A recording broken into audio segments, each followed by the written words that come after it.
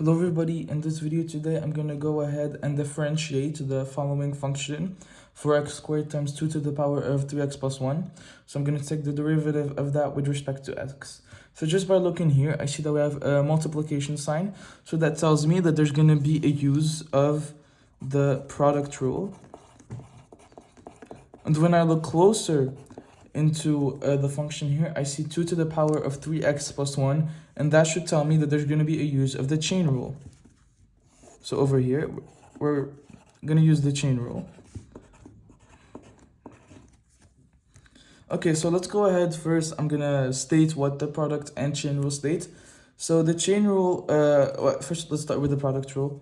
So the product rule states to us that the derivative with respect to x of an expression f of x times g of x, well, that is equal to f prime of x, and again, f prime of x is the same thing as the derivative with respect to x of f of x. So this is just the Leibniz notation, and this is the Lagrange notation. F of x times the function g of x, hold on, oh my god. I accidentally wrote g prime of x. This isn't g prime of x. It's supposed to be just g of x.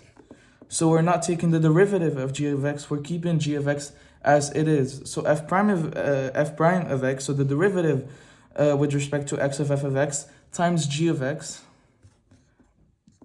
plus f of x, not differentiated, times g prime of x. So the derivative of g of x with respect to x. So this is what the product rule states. Now we're going to go ahead and look at what the chain rule states. So the chain rule states that the derivative with respect to x of a function f, this is a composite function, f of g of x, well, that is equal to the derivative, so f prime of g of x, so the derivative of f of g of x with respect to g of x times g prime of x. So notice here, we're not taking the derivative of g of x in the first part of the expression, but we're taking the derivative from the outside of g of x. So f of g of x, and over here we're taking the derivative of the inside here of the function. So the inside function, which is g of x. So we're taking the derivative of that, g prime of x. So these are what this over here, hold on, let me write it down. This is the chain rule, just to label.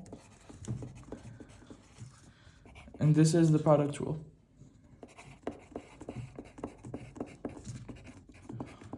So let's go ahead and look at this from the point of view here of what we're trying to find the derivative of.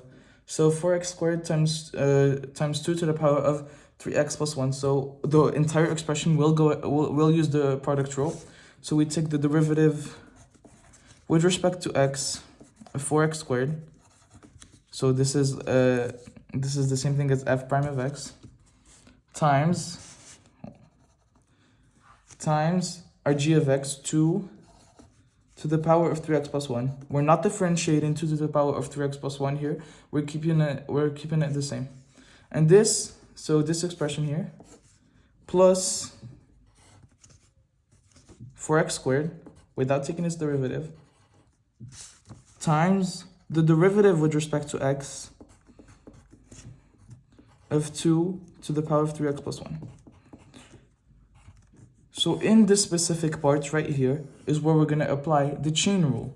So let's go ahead and apply, and first of all, I'm going to go ahead and find this part of the expression here.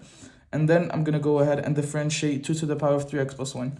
So the derivative with respect to x of 4x squared, well, this is simple. This just uses the power rule. So it's 8x times 2 to the power of 3x plus 1. We're keeping that constant. We're not differentiating it. Plus 4x squared, that's also a constant, and times the derivative with respect to x of 2 to the power of 3x plus 1. So now we're going to go ahead and apply the chain rule. So we take the derivative of the outside, so 2 to the power of 3x plus 1 with respect to 3x plus 1. So we know that the derivative with respect to x of a to the x is the same thing as a to the x times the natural log, so ln of a. So we're going to go ahead and apply the derivative definition to our derivative right here. So this leaves us with, This leaves us with times 2 to the power of 3x plus 1 times the natural log of 2. And then we're going to take the derivative of the inside function. So we're going to multiply this by the derivative of the inside function. So the derivative of 3x is simply 3. So that is just an application of the power rule. And the derivative of the constant 1 is 0. So 3 plus 0 is just 3 right here. So we could stop right here. So this would be our derivative. Or we could go further and simplify. So I see here between 8x and 4x squared a common factor of 4x. So we can factor 4x out. So that leaves us with 4x. Here with 2 to the power of 3x plus 1.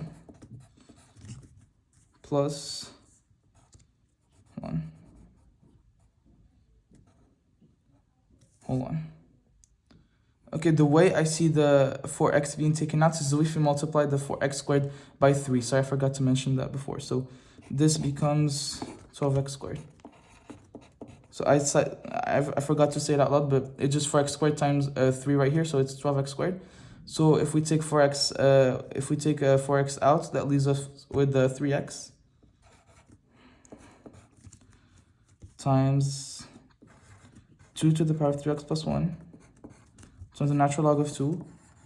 And, okay, hold on. I forgot to take over here. So if we factor 4x out of 8x, that leaves us with 2. Okay, this should be correct normally. Okay. So I see here that we have 2 to the power of 3x plus 1. So I can go ahead and factor that out. So, yeah, I can do that. So 4x times 2 to the power of 3x plus 1. And all of this multiplied with 3x times the natural log of 2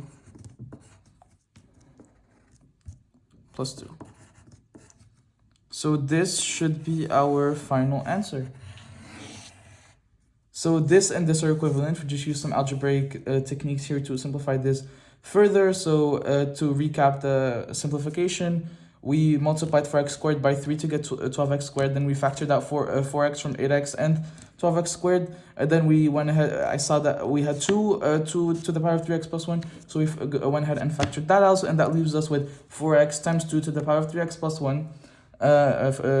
All of that multiplied by 3x and the natural log of 2 plus 2. And this is the answer to the derivative with respect to x of 4x squared times 2 to the power of 3x plus 1 right here.